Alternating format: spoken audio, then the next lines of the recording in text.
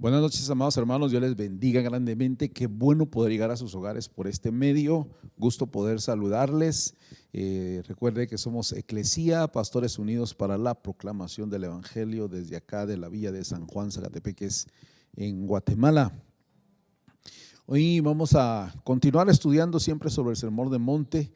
La semana pasada estuvieron hablando sobre las flores del campo y la enseñanza que Jesús da al respecto. Y hoy vamos a continuar con el verso 31 al 33, que habla de la verdadera prioridad del discípulo.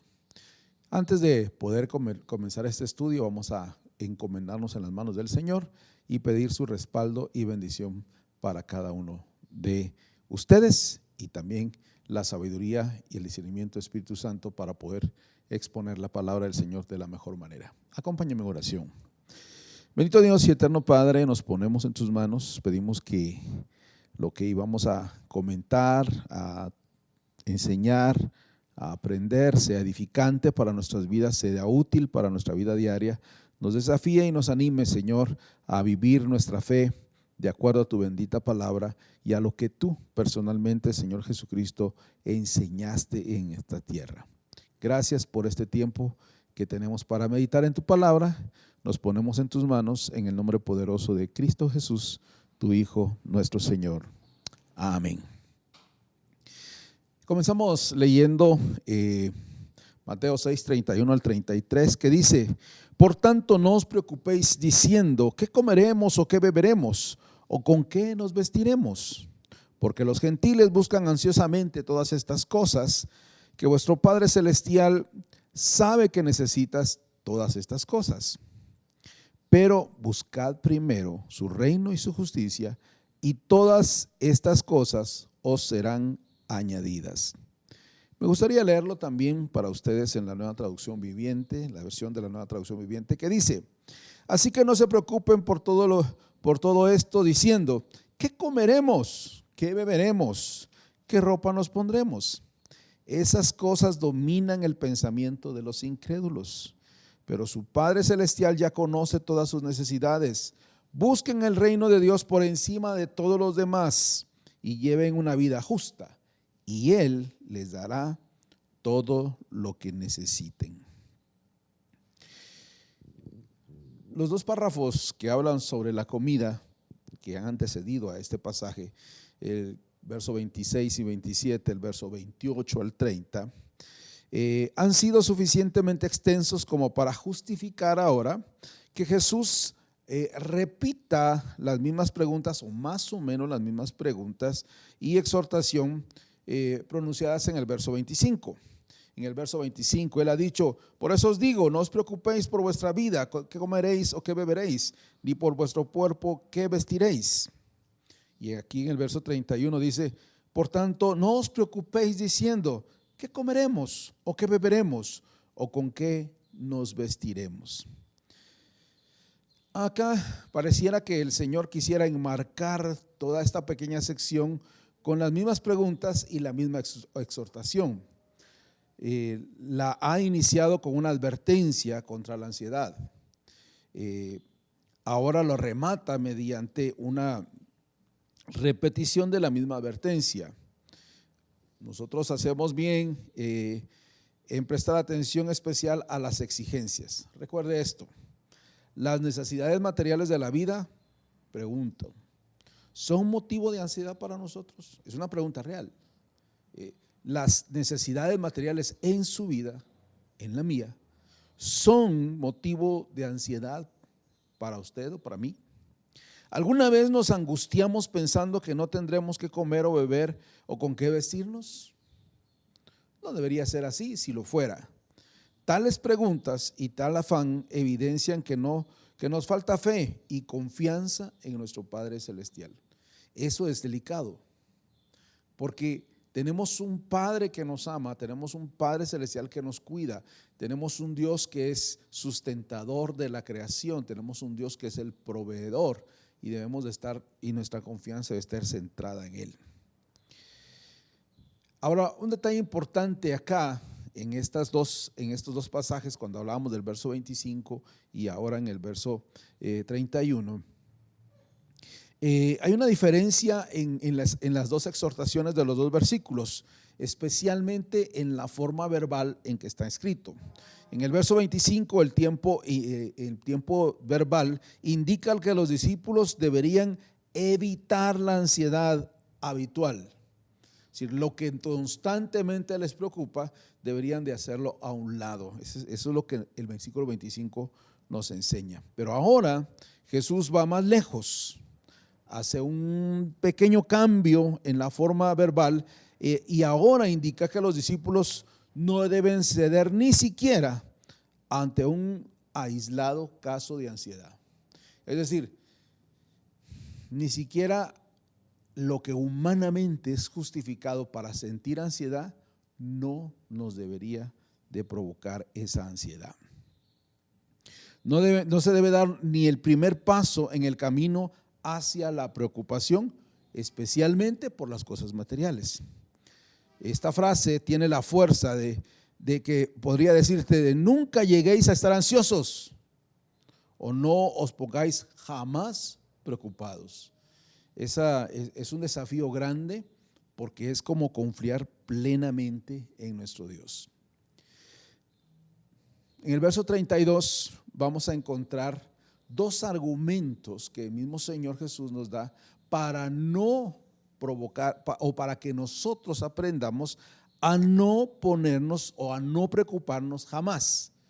O sea, no debería haber, si nuestra vida está depositada en Dios, no debería de haber una razón por la que nos preocupemos. Entonces aquí vamos a encontrar dos argumentos. La intención de Jesús en esta sección no parece ser la de reprender a los discípulos por tanta ansiedad que tienen, sino la intención, creemos, es que la de armarles o darles herramientas, razones por las cuales ellos pueden aprender a descansar en la providencia de Dios. Eso es importante. Si saben que son de valor ante los ojos de Dios, oiga bien, se lo repito, si usted o yo sabemos que somos de valor ante los ojos de Dios, ¿cómo podemos pensar que Él no proveerá lo necesario para nuestro sostén, para nuestro mantenimiento, para nuestra vida? Si somos valiosos para Él, Él se va a preocupar por nosotros. Así que inmediatamente después de la exhortación, no os preocupéis, Jesús introduce estos dos argumentos para fortalecer más la fe y la confianza que nosotros debemos de tener en Dios. En primer lugar les dice, esta clase de preocupación y el afán materialista que acompañan a la preocupación son propios de gentiles, es decir, de gente que no conoce a Dios. Y déjeme decirle, incluso dentro de nuestras congregaciones puede haber gente que no conoce a Dios. Por eso es que vive preocupada, por eso es que vive ansiosa, porque no ha aprendido a conocer a Dios. Y esa es la idea. Todo este sermón del monte es precisamente para revelar cómo debería ser nuestra relación con Dios. Y nosotros no lo hemos tomado a la ligera, llevamos meses enseñando el sermón del monte porque queremos comunicarles cosas como estas. Ese afán, esa ansiedad surge en la mente y corazón de personas que en realidad no conocen a Dios. Ese no es un pensamiento de los herederos del reino, porque los gentiles buscan ansiosamente todas estas cosas, dice la Escritura. Es lógico que los paganos, excluidos de la ciudadanía de Israel, extraños a los pactos de las promesas, sin esperanza y sin Dios en el mundo.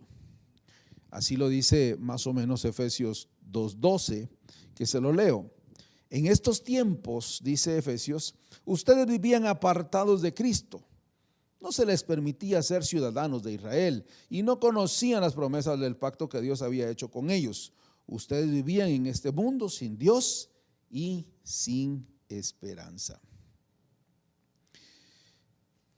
Vivían para valores materiales. Ponían su corazón en cuestiones de comida y ropa, porque desconocen los valores más elevados de la revelación divina. Y sobre todo, porque desconocen la providencia de Dios.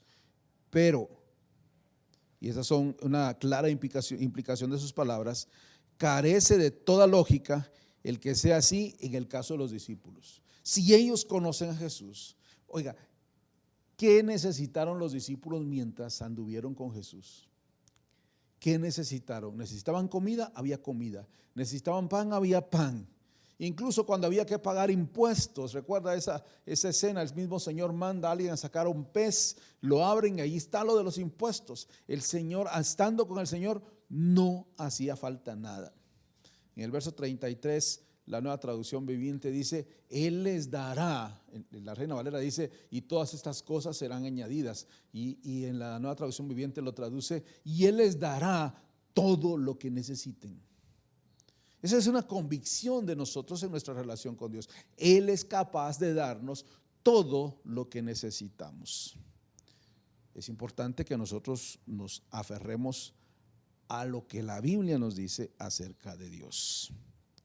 Para nosotros también, aunque procedentes que somos gentiles, venimos del mundo gentil, sería igualmente ilógico, pues somos llamados no a vivir como los demás gentiles, sino como pueblo de Dios.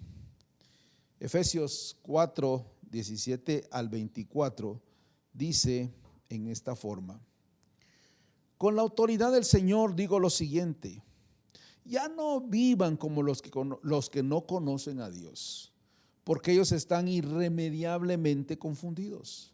Tienen la mente llena de oscuridad, vagan lejos de la vida que Dios ofrece, porque cerraron la mente y endurecieron el corazón hacia Él.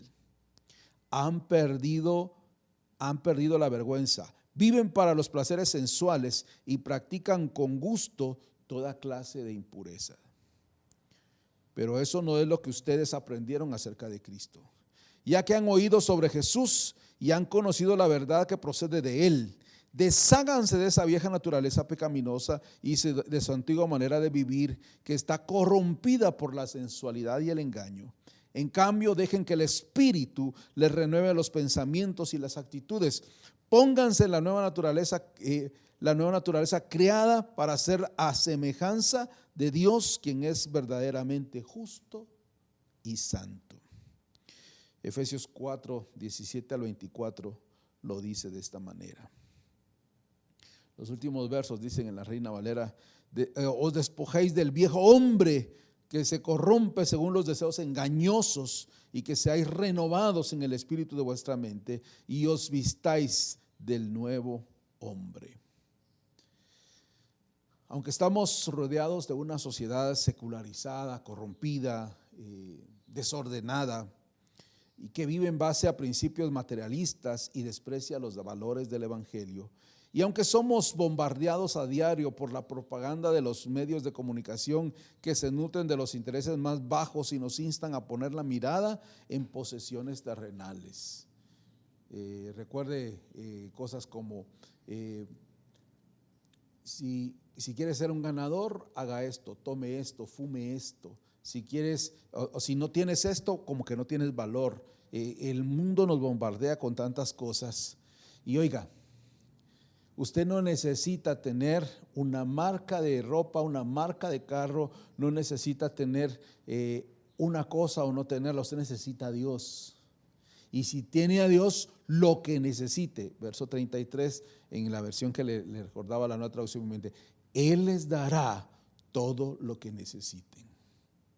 Hace resonar en mi mente el Salmo 23:1, Jehová mi pastor, nada me faltará. Pero para que ese nada falte, se haga realidad, tiene que ser Jehová su pastor. Para que ese nada falte, se haga realidad conforme, o darnos todo lo que necesita, hay que buscar el reino de Dios por sobre todo, por sobre todas las cosas, ¿verdad? Y vivir una vida justa. Y entonces estamos listos para recibir la atención de Dios en todas las maneras posibles. El primer argumento es entonces que no es lógico que, teniendo al Dios que tenemos, nos preocupemos por algo tan simple y tan sencillo como la comida o la ropa o las cosas materiales. es importante que nosotros entendamos esa parte y sepamos que Dios está de nuestro lado. El segundo argumento que se vuelve a contemplar el segundo argumento es como un acercamiento más hacia el Padre Celestial, porque dice la Escritura: vuestro Padre Celestial sabe que necesitas todas estas cosas. Pero ahora el Señor Jesucristo contempla no solo su capacidad para proveer nuestras necesidades y su buena voluntad de hacerlo, sino su conocimiento absoluto de cuáles son esas necesidades. Dios es omnisciente, por lo tanto, sabe mejor que nosotros qué cosas nos hacen falta. Él lo sabe. Él no ignora qué es lo que a nosotros nos hace falta. Él no ignora esa parte. Él la conoce. Él sabe qué es lo que usted necesita. Hermano, cuando usted a veces tenga en una situación de crisis, de angustia, que usted necesita tener o comprar o resolver algo que es material y no lo puede recibir, primero piense en lo que ya le mencioné. ¿Es Jehová su pastor? Primero piense, ¿está buscando primeramente el reino de Dios? Primero piense, ¿está viviendo una vida justa? Porque Él sabe de qué usted tiene necesidad. Pero debemos nosotros estar listos para poder recibir lo que Él es capaz de darnos. Con estas palabras Jesús repite lo que ya ha afirmado en torno a las instrucciones sobre la oración. Vuestro Padre sabe lo que necesitas antes que se lo pidáis, dice, así lo dice en Mateo 6:8. No seas como ellos, porque tu Padre sabe exactamente lo que necesitas, incluso antes que se lo pidas, dice la Nueva Traducción Viviente. La clara implicación de esto es que Dios, al saberlo, se compromete en cumplirlo. Pero usted debe estar listo para poder recibirlo. La ansiedad entonces no debe embargarnos, no debe ahogarnos, porque tenemos un Padre que ve nuestras necesidades antes que nosotros mismos y es poderoso para suplirlas, como dice Efesios 3:20.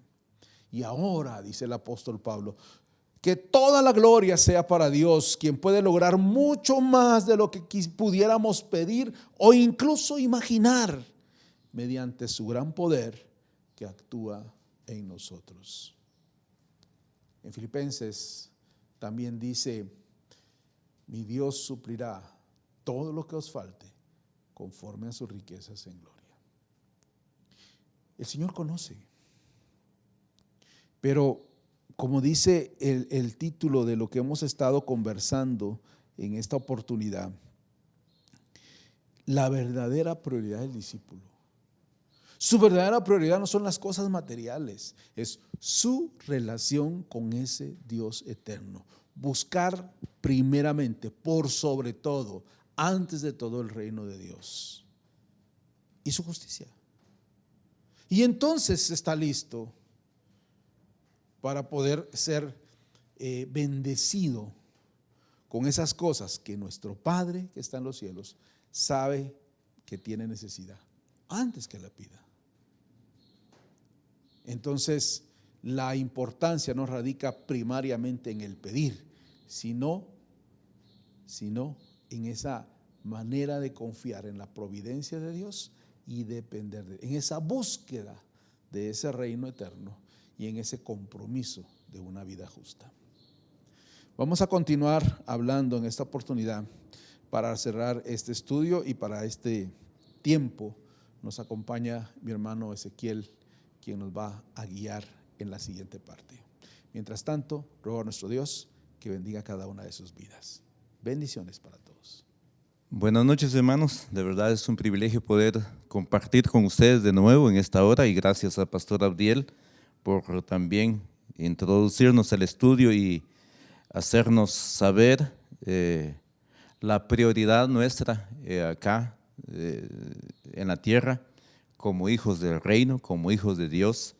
Y qué bueno, gracias pastor por la enseñanza de esta hora. Al continuar, podemos ver nosotros la verdadera prioridad en la vida del cristiano. Si la ansiedad, del que venía él hablando, debe ser desterrado y debemos dejar de seguir valores materialistas, entonces nos preguntamos, ¿cuál debe ser la prioridad de nuestra vida? Y tal vez se recordarán ustedes al inicio de este año 2024, yo decía algo importante en la vida de cada uno de nosotros, decir, ¿cuál va a ser nuestra prioridad para este año 2024? ¿Seguimos en lo mismo o qué va a pasar? ¿Se recuerdan ustedes que les decía que cada quien, cada familia, cada padre de familia o alguien en su casa o en familia se ha trazado metas ya? Pero dentro de las metas, ¿cuál fue la prioridad en esas metas? Es cierto, hay que hacer metas, hay que hacer planes pues para alcanzar nuestras metas. Sin embargo, dejamos de lado las prioridades que Dios quiere en nuestra vida. Pero en estos capítulos de Mateo 5, 6, nos ha hecho un gran desafío total para nuestras vidas diarias. Y es esto, aquí llegamos a lo que algunos consideran el mismo clímax del Sermón del Monte. Y al texto que mejor se resume de la esencia en su enseñanza, este versículo 33 que dice, mas buscad primeramente su reino y su justicia, y todas estas cosas os serán añadidas. Enseguida observamos que se trata de un mandato y de una promesa. Empecemos con la promesa. Escuche, ¿cuál es la promesa en el versículo que estamos leyendo? Y dice, todas estas cosas os serán añadidas. Esta es la promesa del Señor. Y nosotros como hijos de Dios debemos aferrarnos a esas promesas maravillosas de nuestro Dios, porque dice, os serán añadidas. Esta es la culminación lógica de todo lo que Jesús acaba de decir, puesto que tenemos un Padre Celestial que vela por nuestros intereses, hermanos, de verdad, puesto que su providencia es generosa y su poder incuestionable, y que puesto que nos conoce a la perfección todas nuestras necesidades. Él conoce a la perfección cuál es la necesidad suya en este momento. ¿Cuál es la necesidad suya aquí a 8 días, un mes, 6 meses, un año, qué sé yo? Él conoce esa prioridad suya, Él conoce esa necesidad, nos conoce perfectamente. Podemos tener plena confianza en que Él nos proporcionará cualquier bien material necesario para nuestra vida terrenal. Entendamos más, sin embargo, que Él no se compromete a darnos nuestros caprichos y toda clase de lujo. Y de verdad, hermanos, Dios no se ha comprometido a eso. Dios se ha comprometido. Y puede decir, y todas esas cosas os serán añadidas. Pero eso no implica que nos dé todos nuestros caprichos. Y en cuanto a esta situación, mis hermanos, nosotros de verdad estamos llenos de caprichos y por eso es que tenemos mucha ansiedad. Por eso es que no damos prioridad al reino de los cielos, porque nosotros tenemos nuestro capricho y queremos cosas grandes. Y Dios, de verdad, mis hermanos, como hijos de Él, claro que Él puede darnos. Y ha dado a muchas personas muchas cosas, tal vez no capricho, pero han luchado por obtenerlo sin duda. Pero nosotros más bien buscamos cosas caprichosas que no son de prioridad en nuestra vida diaria. Cristo está hablando de todas las cosas que necesitáis, dice. Y notemos también que esta promesa es condicionada por el mandato de la primera parte del versículo.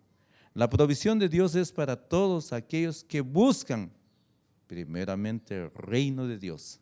Por eso decía, la promesa es, todas estas cosas serán añadidas.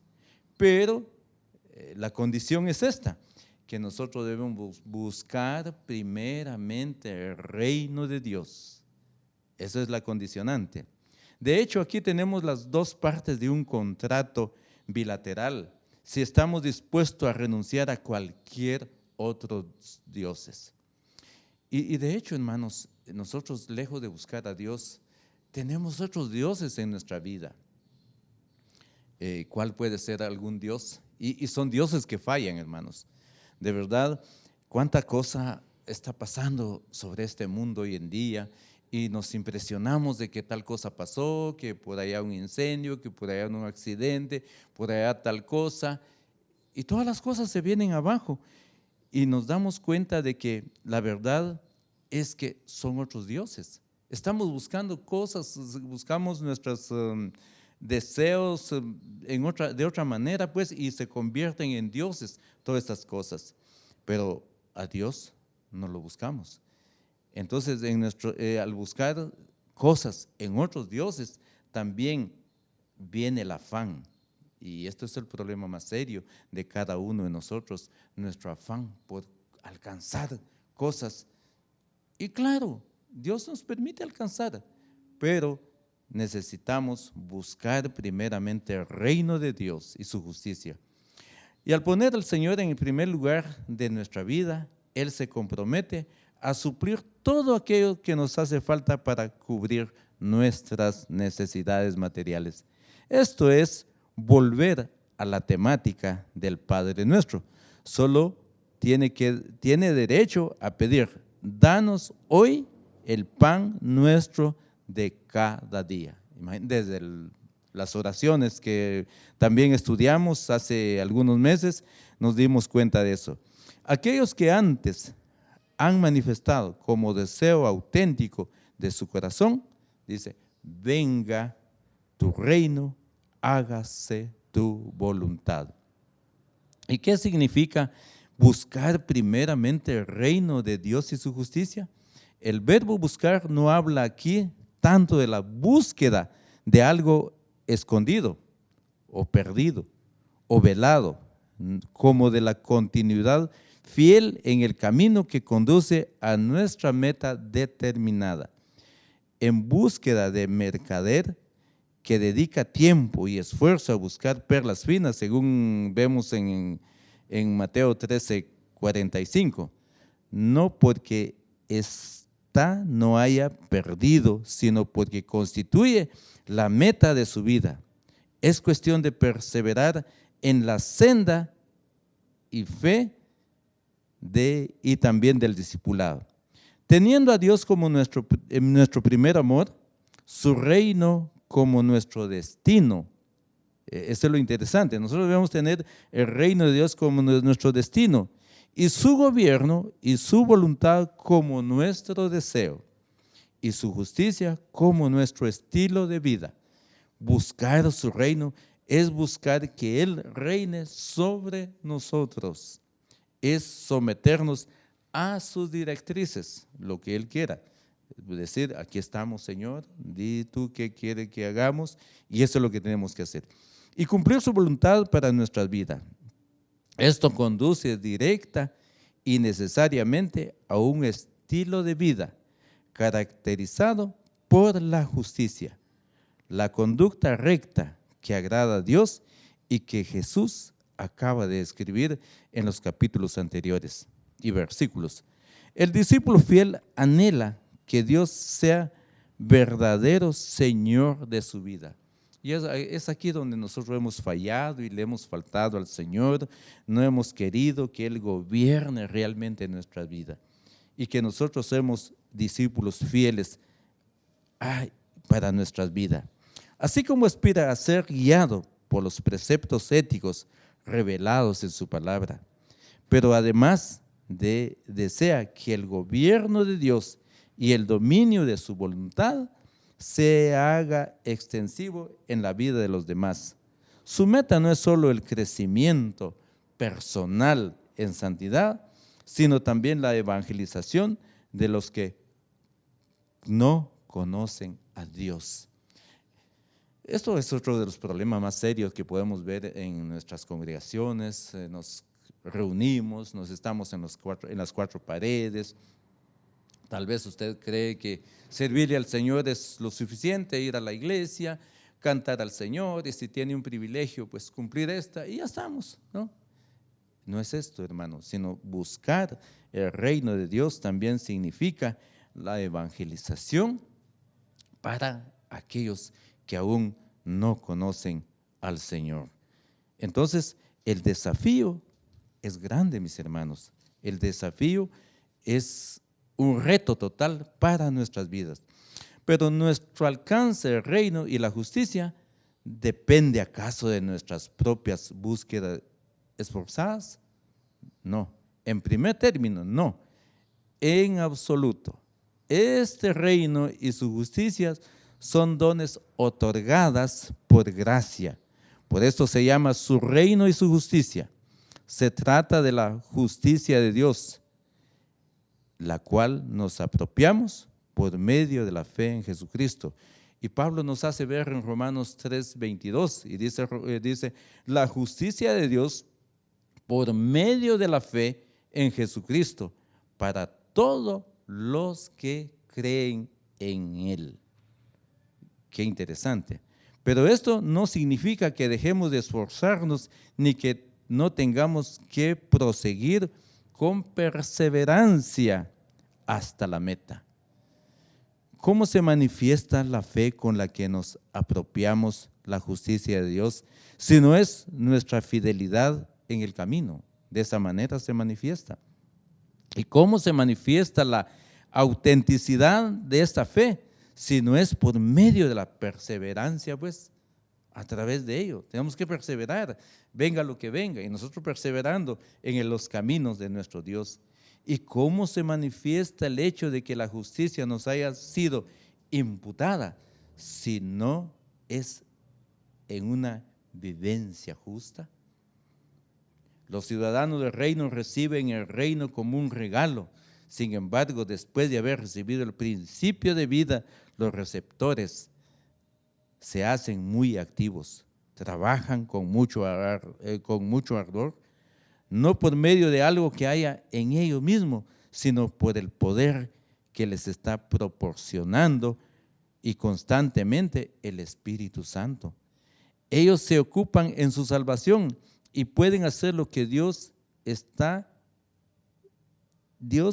obrando en ellos, tanto el querer como el hacer, por su beneplácito o por su buena voluntad, nos dice Pablo en Filipenses 2:12 y al 13.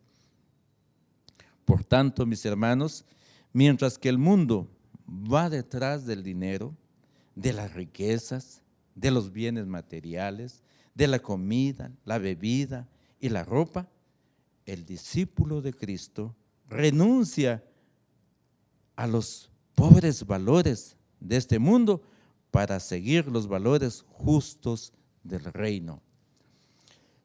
Y esto es lo que está pasando, mis hermanos, de verdad. Todos estamos detrás de todas estas cosas, del dinero, la riqueza, los bienes materiales, comida y bebida, de todo. Detrás de ello andamos y por eso nos afanamos mucho. Muchas veces quisiéramos estar pensando, Señor, sabemos que tú eres poderoso, sabemos que tú eres amoroso y has de proporcionarnos todo. Pero tampoco eso no implica quedarnos con los brazos cruzados, sino que debemos nosotros hacer lo que tenemos que hacer, es pensar en las aves, lo que se hablaba anteriormente, que Dios tiene cuidado hasta de las aves que no siembran, no ciegan, no tienen un lugar donde recoger. Sin embargo, Dios ha tenido cuidado de ellos. Ahora entonces nos preguntamos, muchas veces las aves, ¿qué hacen? De hecho, de madrugada están cantando, vuelan, buscan alimento, hacen sus nidos. Imagínense, todos ellos tienen una labor que hacer. Pues nosotros tenemos que pensar en ello también, no irnos detrás de todas estas cosas materiales que son de poco valor en este mundo, sino todos debemos luchar por el reino de los cielos, donde Dios tiene las mejores cosas. Pues el reino de Dios no es comida, dice, ni bebida, sino justicia, paz y gozo en el Espíritu Santo, nos dice Pablo en Romanos 14:17.